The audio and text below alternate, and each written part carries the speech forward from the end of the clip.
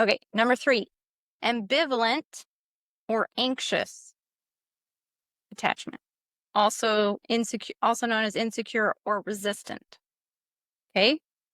Portraits here: clingy but difficult to comfort, fearful that the caregiver won't be consistently available. That Children, one is huge.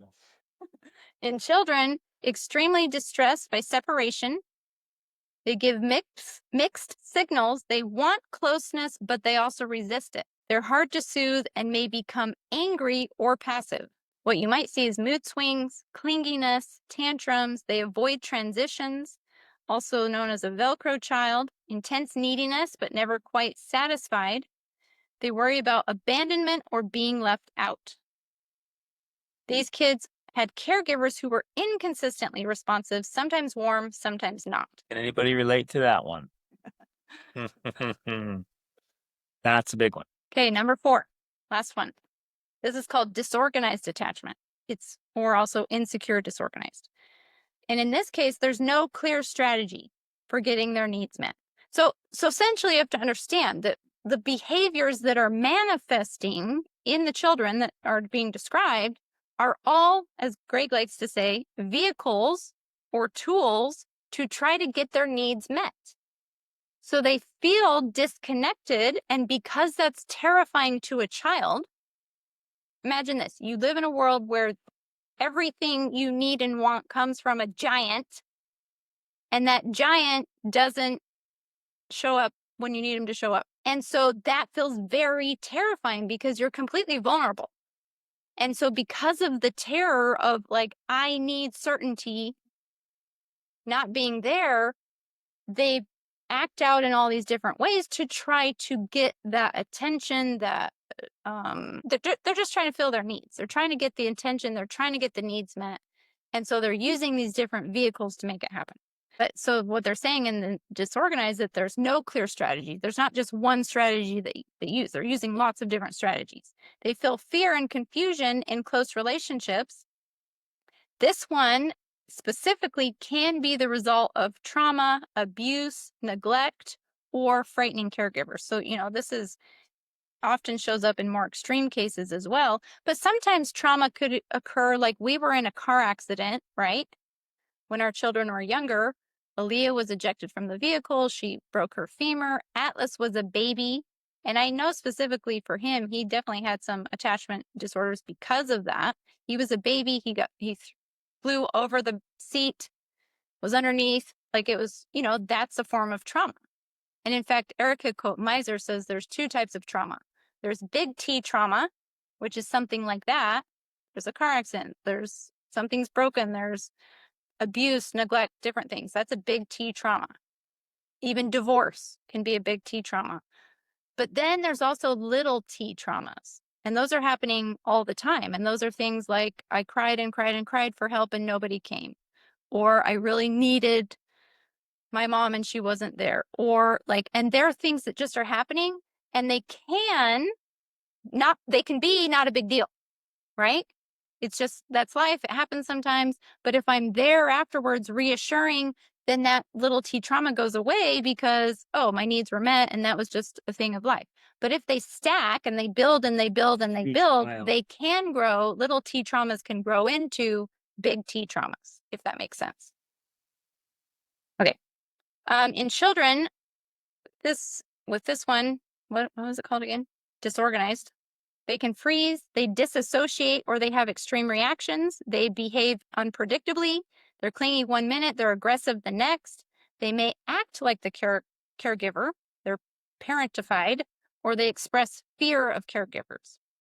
You can see aggression, meltdowns, destructiveness, shame, low self-worth, identity confusion, risk-taking, or self-sabotage. We are currently working with a teenager who is expressing a lot of these behaviors.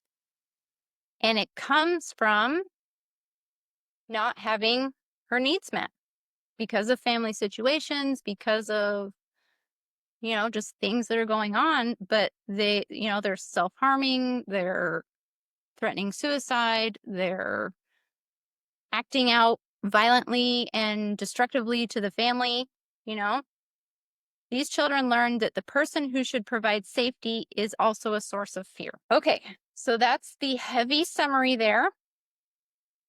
Everybody But still awake? Still with us? But I You felt that last sentence she just said.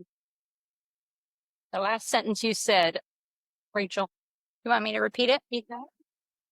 These children learn that the person who should provide safety is also a source of fear. Wow. So, As in a threat.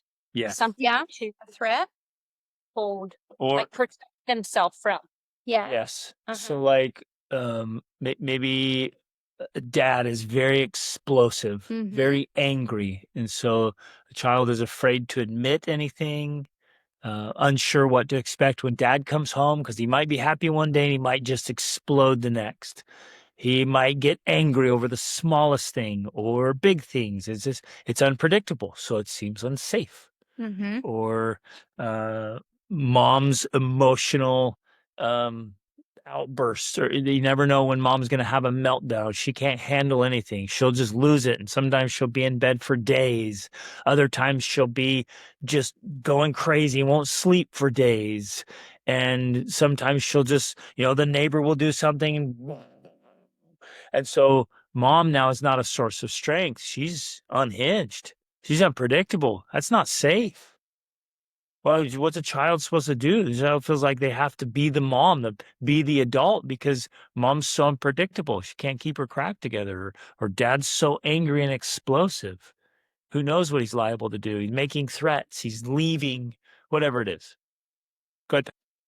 Have you seen a case where things were like that and that can be restored and healed? Absolutely. Absolutely. Yes. Absolutely. Absolutely. And that is the point. Like, it's probably a little bit heavy going through all of this. It feels weighty. But the reason I wanted to talk about it and the reason I want to bring it to our awareness is because when we have awareness, that's the beginning of change. So that's really powerful for us. Because when we understand, this isn't like to, put a label on our child and say, oh, well, you have this disorganized attachment. So too bad for you. It's like, oh, I actually recognize some of this in you. And you may or may not have this conversation. It depends on if it's appropriate. But for our own benefit, we can recognize it. And then we can heal it. Like, that's the point. It's like, let's take action to fix this, to change it, to bridge the gap. That's why. That's to me the only reason about bringing it up. It's so that we can do something about it and we can make things better and we can have more understanding about, oh, well, gosh, my child has been doing these things. Because remember, going back to behavior is a symptom of an underlying problem. Well, now we have a framework of like, oh, they're doing these things. It's a symptom of their attachment disorder. So that means I need to focus on attachment, not on trying to punish the behavior, because that's not going to work. And in fact, it just creates more of the attachment disorder, right? So that's why it's so critical.